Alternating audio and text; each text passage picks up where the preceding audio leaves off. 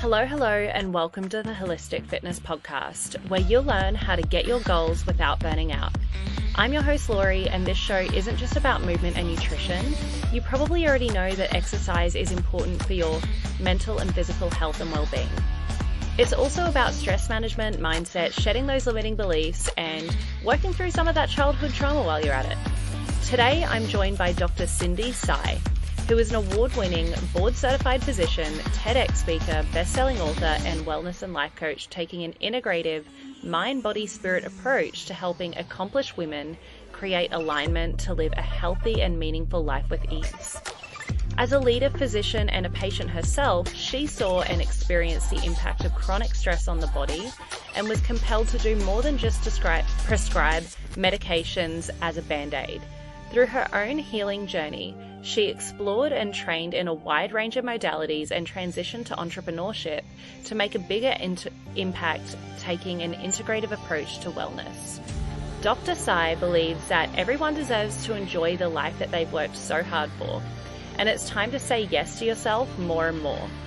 We dive into this concept throughout our conversation, and we touch on other topics such as stop shooting on yourself, connecting to your intuition, the importance of developing calm confidence, and curiosity to become your own inspiring success story, and lastly, promoting mindfulness and awareness and self-compassion. I can't wait to share this conversation with you all.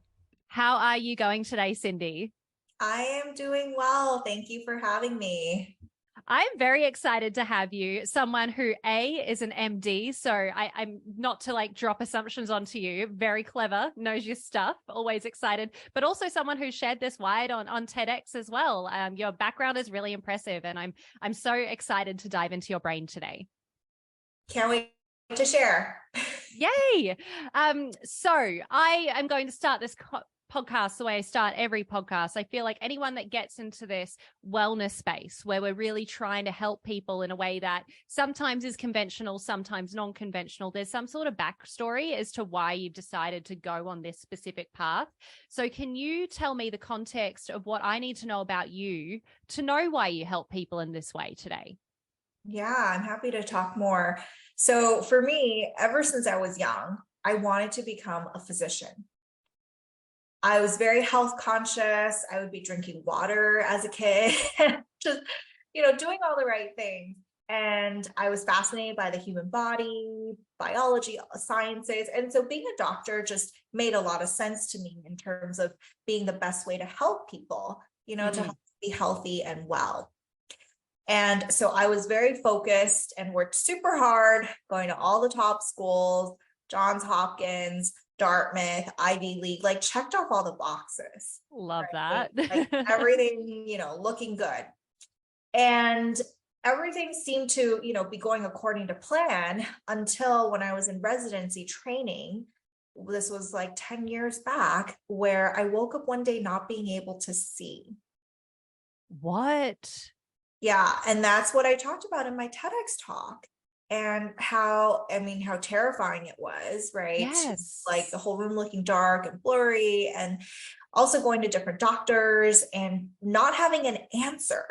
Yes. That was really frustrating, right? And to be on the patient side of things, and even though labs looked fine, but then my prescription increased threefold overnight.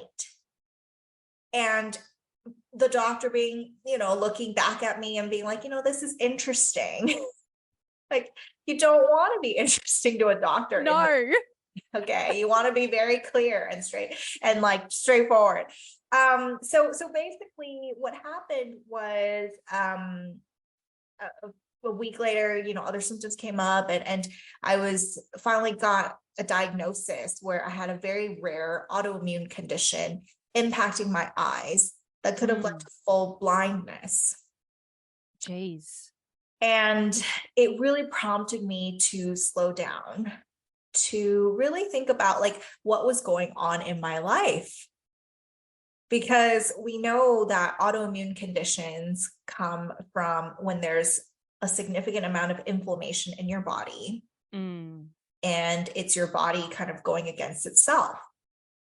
And so I had to pause and recognize that, I was in residency training, working super hard, working nights. And then during the daytime, instead of sleeping, still like doing other things, raising my hand, Yes. volunteering, like all the things, checking off the boxes, drinking caffeine to stay awake, and then to get through my days. And then at night, be just so revved up, like not being able to sleep and all these things. And like all of it catches up with you, right? Yes. At some point. And so for me, it really helped me see that our body has its own intelligence and it talks to us, but we have to pay attention to these messages. Yes. And so for me, it really allowed me to dive deep into my own healing journey and looking at the root cause, bringing in integrative functional medicine, mindfulness, coaching, biofield therapies, energy work, healing, like all the things, assembling my own team of practitioners, and thankfully was able to heal and recover. Wow. And I think, from that experience, it really showed me that there are so many ways to be well. And a lot of times we're not even aware. And I started practicing as a primary care physician and really enjoyed being able to help patients in their health journeys and build close relationships and all of that. But after a couple of years, I also realized I wanted to do more than just prescribe medications as a bandaid. Could you do more? I guess I need to know more about firstly, thanks for sharing your journey. That is such a good example of someone from that background of medication and wanting to help people be well and healthy, but then also having this journey of like, ooh, doctors and medication, like this is awesome, but also there's this whole other thing that we're not aware of, and it is a little bit more holistic. I think like it would be awesome for me to have a doctor who could be my primary care physician and provide me with the drugs I needed when I needed them. But then also if I was coming in, my labs were great, was like, you know what, maybe you need to focus on nutrition. Maybe you need to focus on intuition or something like that. Is that what you do today? Like, how do you blend that now? Yeah. So currently I help accomplished women with wellness and life coaching. Right. And basically it's looking at mind, body, spirit. It's really empowering women with tools and resources so that they can really connect to who they are. Because I think the key, a lot of times we receive so much messaging and just our conditioning, society, social media, culture, all the things about looking external for validation, for answers. And that was very much my own story and journey as a perfectionist and, this good girl doing all the right things, and I grew up in Taiwan and a traditional Chinese background and values, like all of those things, very integral to my experience growing up, and that I've had to, and since been able to work through and process to coming to a point of being so much more grounded with who I am and being aligned with who you are and who you're meant to be. What did that journey look like for you? You being aligned with who you are and who you're meant to be. I can imagine, I know certainly for myself, like being a doctor, my parents would be so proud of me. Like, how did that shift into life coaching and wellness from like being a resident and being a doctor go? Yeah, for sure. I mean, I think that especially in terms of my family, there's no one who's really an entrepreneur. Yes. And so I didn't really have that around me, but I've really loved this experience since kind of diving into this world. And because I feel like I get to use a different part of my brain. And it's really opened me up to so many possibilities and experiences and opportunities. But I think that a lot of times people have this idea of who you are, Mm. And it's this feedback cycle where you kind of, it's almost like a dance where you do, what they're expecting you to do, what they think you're going to say and whatever. And then they do the same and all of that. And when one side decides to change, it can be really confusing and unsettling for the people around you, your community, and all of that. Yes. So I think for me, it's definitely been a process and it's ongoing. I think what I really hope people can appreciate is that it's never done. Okay. It's not like there's one place to go and then that's all you're striving towards. Right. Yes. But it's really about being present. It's embodiment. It's really in the being and experiencing, right? Like that's what living is about. And I think in our current world where there's so much going on, so fast paced, so many distractions, it's very noisy. Yes. And so we often lose connection with ourselves.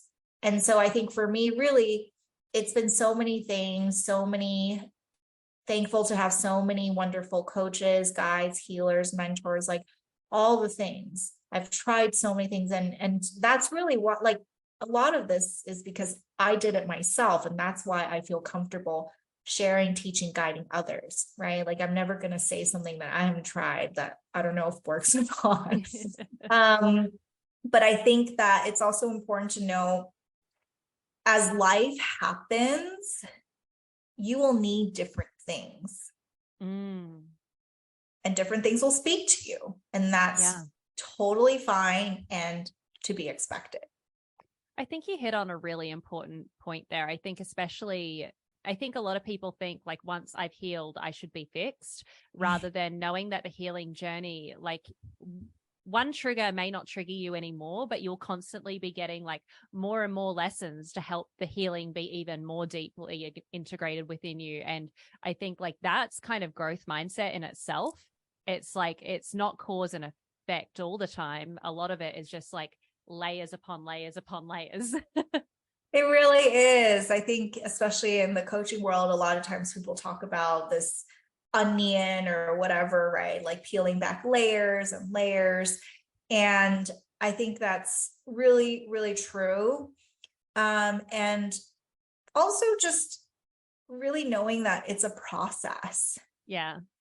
And I think a lot of times, especially I know for myself being this high achiever, I wanted things done like yesterday. Relatable. So and a lot of it has been for me to really learn and unlearn the programming and a lot of the messaging and beliefs and stories I have held on to, and then being intentional about where do I want to go? What does that look like? And giving myself permission to go after that too.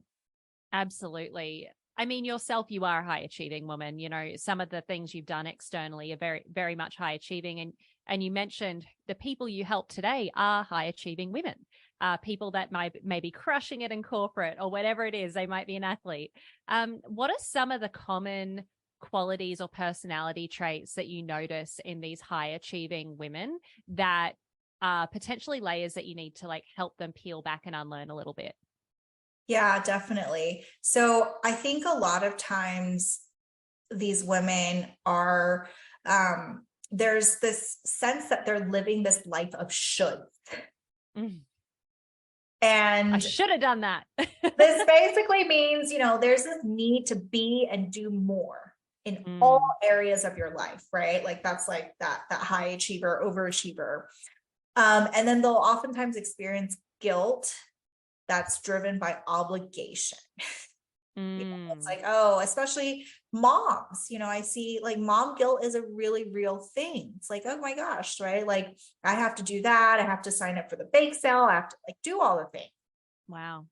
And then there's definitely, with people pleasing tendencies and a fear of disappointing others, of like, okay, well, I don't want to let them down. Like, I've always done this. I've always hosted Thanksgiving in my house. Like, I'm going to do this every year. And then I think definitely women were so good at taking care of others that they're not prioritizing their own self-care and their own needs. And it's really detrimental because it's really this negative cycle where, you get more and more depleted, right? And then I think I also see frequent comparison, but in a harmful way. Yes. Where you're like keeping up with the Joneses. You're like, oh, they're so-and-so is doing this or they're going there. And so like, I want to do that too. And I think part of that comes when you've just disconnected with yourself, like when you don't really know what you want. So you're not really being fully authentic and aligned. Right. So you're kind of like flighty. Yeah. I think you hit the nail on the head with so many of those qualities that I think women have. And that's not to say that men don't have them, but I do feel as though like my day job, I'm a VP of customer experience for 2 different software companies, intense job, like navigating lots of different stuff. And I have the privilege of working with some amazing women at the VP level and at the president level as well. And what I see with women, even in these like high-powered roles and including myself, is that we want to be everything for everyone, even when our cup's full. Like, oh, I didn't serve my team member in this way well enough. Oh, I missed this deadline. And there's so much guilt all the time. So when you're working with like women like this, how do you kind of peel back the layers of that guilt and peel back the layers of those shoulds? Like, how do you start to heal that? Yeah. Well, it's a process. Okay. Like anything. But I think it's helpful to think about shoulds as these inherited rules from others, from culture, from society. And it's limiting you. Because I think the first thing is you have to first be aware in order to change something.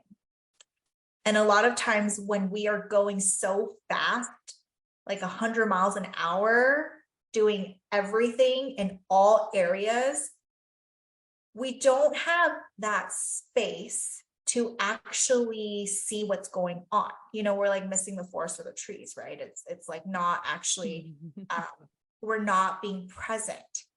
And so I think the first thing is really recognizing that shoulds are very common, but they're inherited. Okay. Like they're not yours. And really recognizing that a lot of this actually, the good news is that it comes from within. Like you are in control. It's about really looking at some of the cobwebs that are in there and clearing them away. Right. And I think, it's moment by moment, it's little exercises, light bulb moments, it's practicing, implementing, it's having that support and accountability, right? And guidance, like all the things together, and continuing to really acknowledge and celebrate yourself.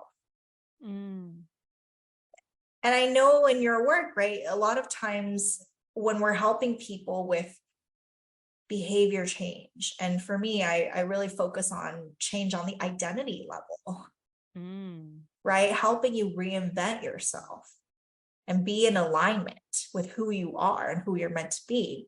Like it's a process. And I like to talk about, always bring up the comfort zone and how, as humans, we want to be comfortable. Okay. Like just from a biology standpoint, we're wired for survival. Yeah. And survival in the olden days means, staying safe and not actually being eaten by a tiger, right? Whereas these days, we don't really have tigers chasing after us, but then it's been replaced by all the other things like social media, constantly being plugged into devices and traffic, like all the things that are bombarding us at all points. Mm. And so it's really important to learn to have that grounding to really reset your nervous system, your mind, your body, and to really create that space so that you can really be aware of what's actually going on so that you know what to change. Are you tired of constantly feeling burnt out while trying to achieve your goals? Do you find yourself struggling to maintain motivation and productivity over long periods of time? I'd like to introduce you to the Goal Getting Journal, the ultimate solution for those of you who want to surpass their goals without burning out. Our journal is designed to help you set achievable goals, track your progress, and maintain a healthy work-life balance. With our journal, you'll discover practical strategies for managing stress, staying motivated, and avoiding burnout, including time blocking, habit stacking, and so much more. You'll also learn how to prioritize your tasks and maximize your productivity so you can get more done in less time. The Goal Getting Journal is perfect for anyone who wants to achieve their goals without sacrificing their mental health and well-being. Whether you're an entrepreneur, a student, or just someone who wants to make any positive change in your life, the Goal Getting Journal can help you stay on track and avoid burnout. And for Holistic Fitness podcast listeners, you can get 20% off your first journal using the code HFPodcast.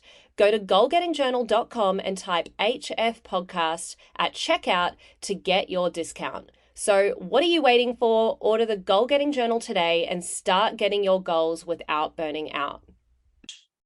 Yeah, that makes total sense. There's like quite a few things that you said just then that I'd love to dive into, but let's just start with what you just said.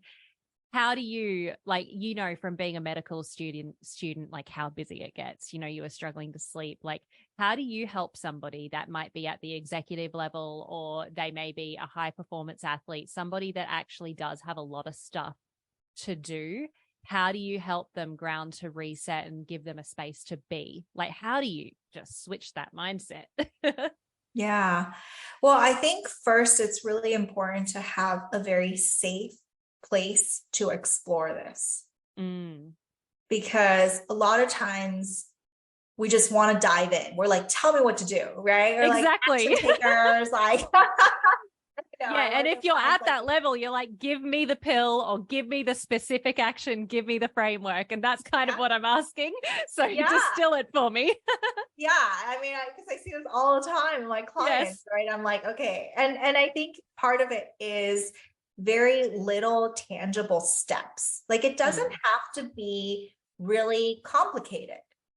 And it's really a matter of simplifying. So for example, what are 2 things you can do for your physical self-care this week? Being very specific and also keeping it super simple. Yeah. And I think that can be a challenge in and of itself when you're working with high achievers. Yes, because they're like, I want to do the 5-day split program, not 2 things. We're like, what? That's it? That's all you want me to do? Yeah. Like, yes. And I always say I have this checklist that I like to share, this tool with clients. And I'm always like, look, I want you to put down something that's really going to feel good. Okay. Because sometimes we also just put things down for the sake of it.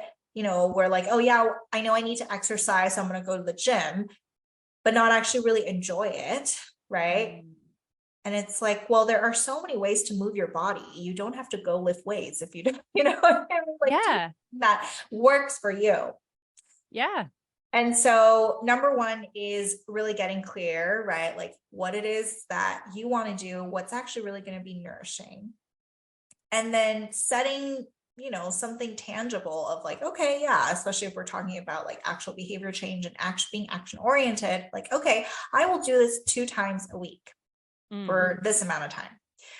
And I always say to we're not shooting for the moon, we're shooting for the basement. Okay. Like keeping it super simple so that you for sure can do it. Because there's something about how we've really evolved as a society that we no longer trust ourselves. Yes. Yeah, that makes sense. And shooting for the moon almost makes that worse, right? Because you're setting yourself up to fail before you start. Exactly. And we're like, oh no, I can go to the gym 5 times a week. And then you look at your schedule and you're like, no, you can't. Like, you know? And then you're like feeling bad because you're not doing what you said you were going to do. And then you force yourself. Like, that's like this whole pattern. And like, that's what leads to burnout and exhaustion and like guilt and all of this stuff. And so I always say, like, we're keeping it simple. It's going to feel good to you. And we're building momentum. Right? Because even though you just say you're going to the gym twice a week, if you have more time and you want to go, please go. That's fueling your spirit, right? That's going to really add to it. But if you say you're going to do something, really follow through so you can rebuild that trust with yourself. That's so important. And I also love how you added that extra layer of enjoyment as well. And with my fitness side of things, that's a big thing. Like if you're just getting into a habit, yes, of course, weights training is going to be the best thing for you to build muscle. But if you don't enjoy it, do a static dance in your living room, like pole dance or surf, like whatever's going to get you moving. You don't need to overcomplicate it before you've even started it. 100%. And I think sometimes that actually makes it harder when we are trying to, another thing I see all the time is like, we're trying so hard to get it right. Yes, exactly. We spend so much time in that analysis to get it right that we're diving into these niche, like, oh, I shouldn't have seed oils before we've stopped eating McDonald's. It's like, I think it's really detrimental because it really prevents us from taking the action we need to move forward. And action is what's going to create clarity for you. Okay. Like just because you take action doesn't mean it's always going to be like what you want to do, but it will show you and give you data and feedback that you can use to reflect and realign, like so that you can figure out what works for you. I love that. Action is going to create clarity.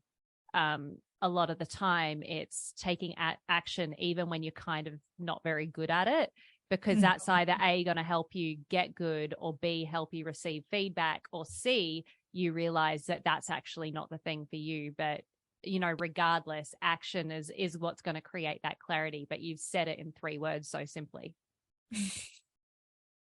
Something else when you were speaking earlier is that you were mentioning, when we were speaking about women, especially like women that are high achievers, you were speaking about there are certain rules from society. So what sort of rules do you think we've learned as women?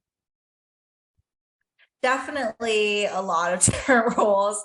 I think about, for example, taking care of everyone. Right. Yes. And a lot of times putting ourselves on the back burner. It's interesting because I actually, it's this expectation that we can wear all these different hats and do it well. And I mean, this just happened when I went out on this networking event recently, and this woman was asking another woman about, because she was there, she has young kids, right? And she was like, oh, is so-and-so babysitting? As in so-and-so, like her husband. Is her husband babysitting? Yeah. What, is he getting paid for it? Jeez. The person who she was addressing was like, you know better than to say that. He's being a dad. he's not babysitting, you know, and I think that a lot of these messages are just so ingrained.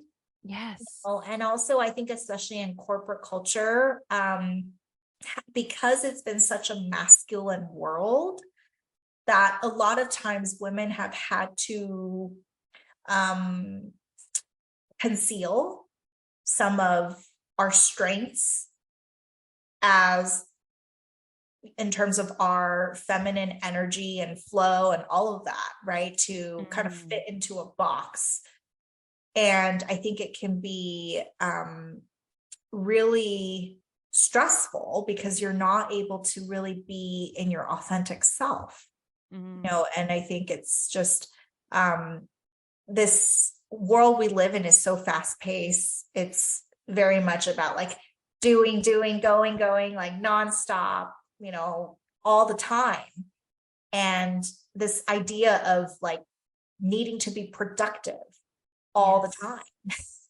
The space for creativity is few and far in between. And I like to work with my menstrual cycle as well. And sometimes I feel like, and I love my job, but I will say sometimes I feel like, especially when I'm like going through menstruation or something, it's like I'm producing at the same rate right now, but I'm generating so much more energy to do so.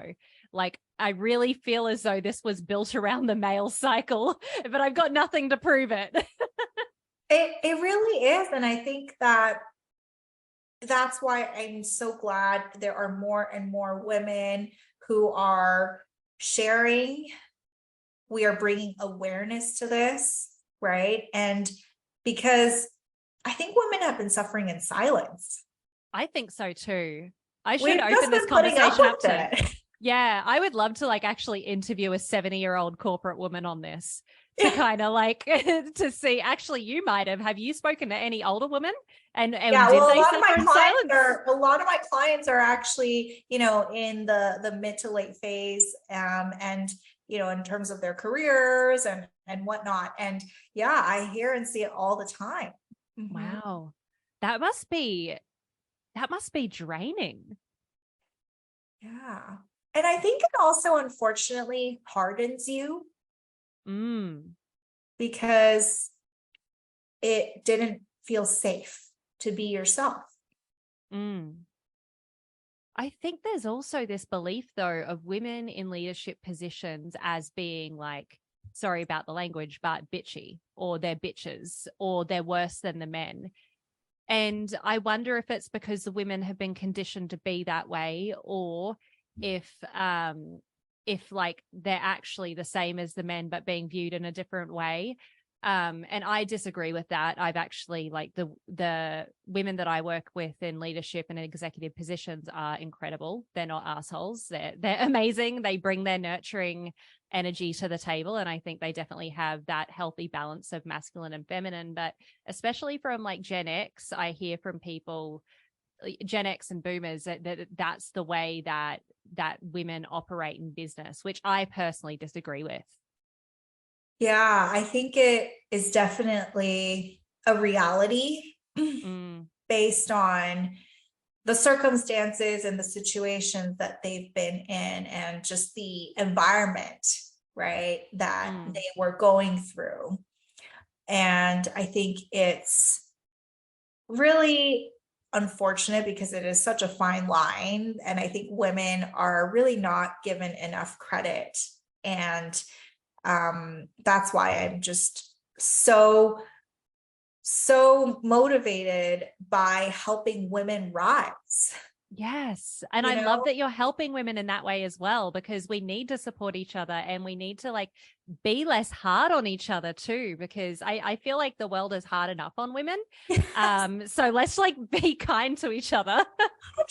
And I think what's interesting is I think a lot of times as women, you know, we're held to this standard that's unrealistic. And so I think it's also important for us to really be vulnerable about our own experiences and being an example of what's possible and to model that behavior. right? I did a reel recently about how, like people look at my life and they're like, oh, you look like you have it all together and figured out. And I'm like, okay, it might look that way, maybe, but the reality is I don't. Yes. There are days that are very long and challenging and all of the things. And I think it's really important that we do honor that and really make room for that too, to be human.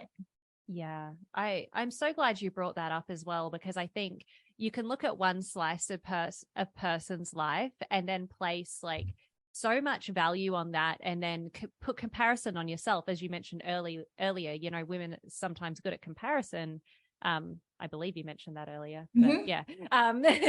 And the thing is that there's so many other slices to life. If you're, let's just say in a vice president position, let's just say, you've also got a business, you're doing really well. Like, how does that relationship slice look like? How does that fun and leisure slice look like? How does that health look like? Like, there's so many different measures of success.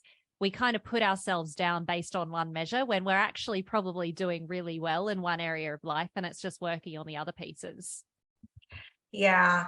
And I wanted to just put us, add one thing about when we're talking about men and women, especially, looking at corporate and all things.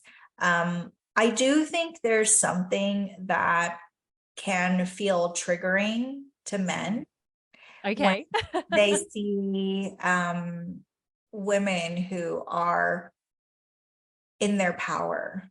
And I think it's not necessarily like men or women. I think it's in general, right? It's like when you put yourself out there, there are people who are going to really resonate and people who won't.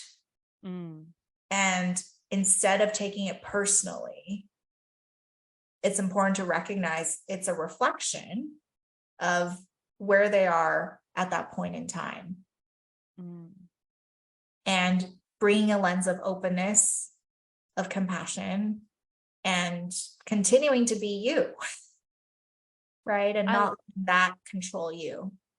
I love that you brought that up, Cindy, because like nothing is personal, even if someone says it's personal as well. And I think people are quickly to shoot you down when you have something that they don't, or when you trigger a limiting belief that they have. And this doesn't just have to be corporate. This can be you losing a bunch of weight and being your fitter self. And often it's the boyfriend that feels triggered because they're like, oh crap, now I need to up my game.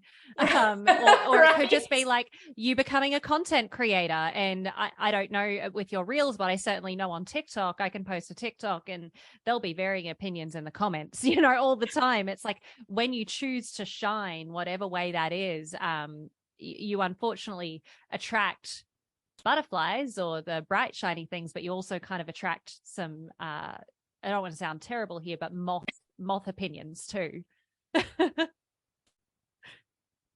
We're all here on our own journeys and our own paths. And I think for me, a big part of my own healing was really learning self-compassion. And practicing that. and I think that what I saw as I developed more and became more comfortable with all of that, I actually had so much more compassion to extend to others too. That's awesome. I mean, let's focus on reinventing yourself now, because that was like the third question I had earlier. Like, how does someone start to reinvent themselves? Obviously, self-compassion is going to be a huge part of this, and like learning how to love yourself. What are some other things that you help people like? I don't know. It's just really hard to know what you're meant to do when you're so busy all the time. So how do you like figure out what your thing is? I know. I think first, definitely needing to create space, needing to pause, sitting with that too. And I want to acknowledge that that's going to be uncomfortable. If you're constantly going to finally actually have a break in your day and your life, it's actually going to feel like something is wrong. Hey, Holistic Fitness fam, a quick message from one of our sponsors, Ned. As you all know, I recommend good nutrition, movement, and stress management practices before supplementing, so you know what type of supplementation that your body actually needs. For me, I supplement with very few products, but Ned is one of them. I'm a type A, high energy, ambitious business girly with massive goals. And sometimes I honestly just need to chill out and relax a bit. I've found that both Ned's de-stress and sleep blends fit in with my busy lifestyle and ambitious goals, but I was honestly not a big fan of CBD products before trying Ned, mostly because of the culture surrounding weed. I just didn't want something that was going to alter my state of mind so that I became much less of a goal-getter or less ambitious. That was until I learned about full spectrum hemp and their benefits. Ned blends are chock full of premium CBD and a full spectrum hemp of active cannabinoids. Ned's full spectrum hemp oil nourishes the body's endocannabinoid system to offer functional support for stress, sleep, inflammation, and balance. These products are science-backed, nature-based solutions that offer an alternative to prescription and over-the-counter drugs.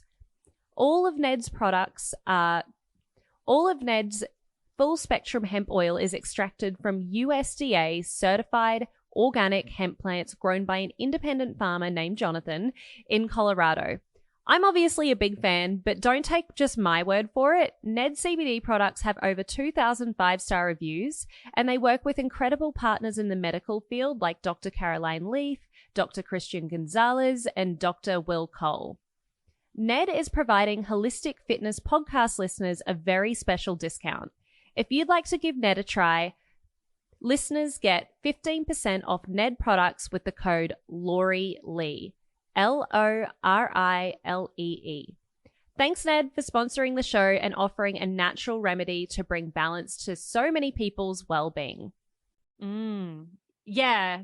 I would agree with that. My biggest lesson from the pandemic was that I do not like being by myself. I'm like, I am not fighting a war right now. This is awesome, but having to be by myself sucks. Yeah. And so this is work that takes courage. And that's why it's so important to have the support, the accountability, the guide, and really a lot of times community. Right. And being able and knowing that you're not alone going through this.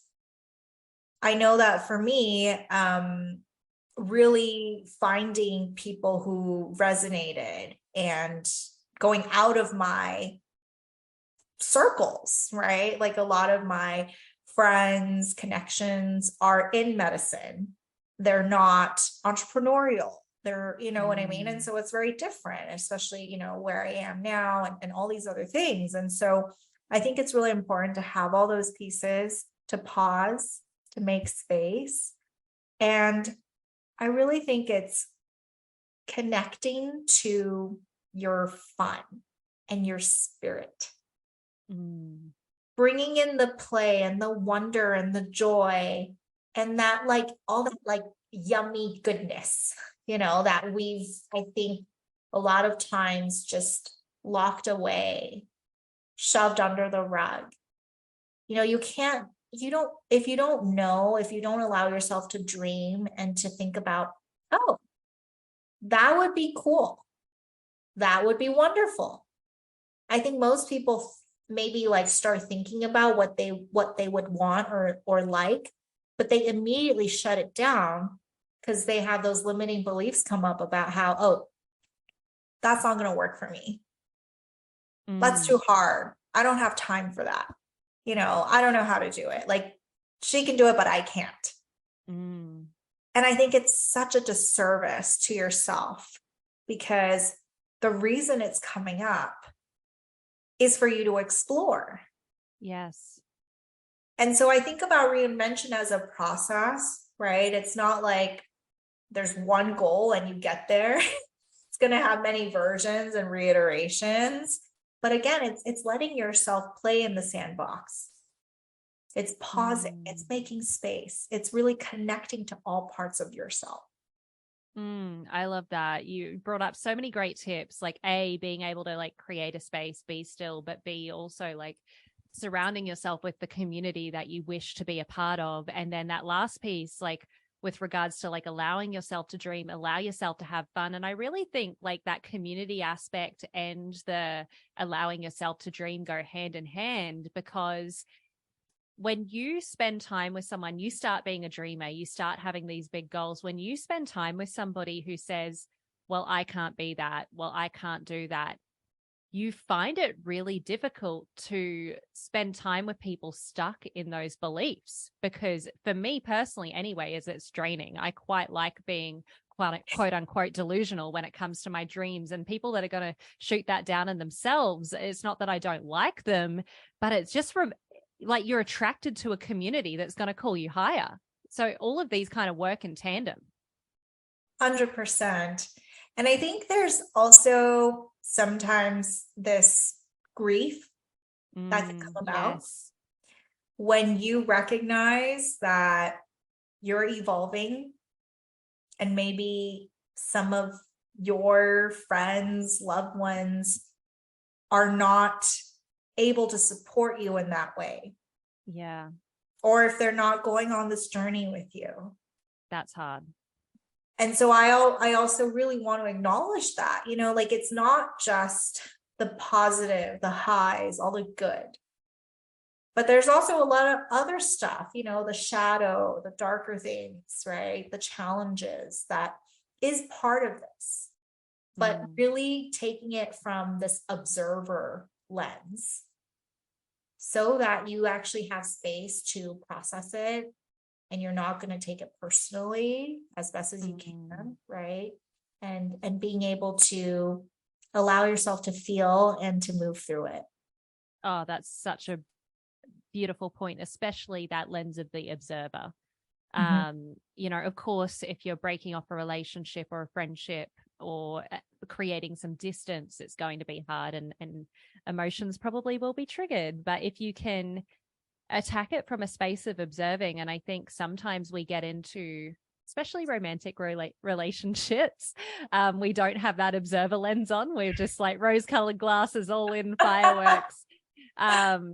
But if we can add a bit of observation, whether it's at the tail end or at the start, you can see things more clearly. And that's exactly coming to this thing you've been saying throughout the whole podcast of creating space, whether that's within yourself. Well, it's usually within yourself, to be honest, and finding more spaces to be rather than do all the time. Yeah, we're human beings, not human doings. I love that. You've shared so many amazing things on this podcast. And before I move to the final question, is there anything that we haven't spoken about that you really wanted to share with the audience today? I think that it's really important to give yourself permission. And I think as women, oftentimes, not to generalize, but a lot of times we're so used to looking external for guidance, for advice.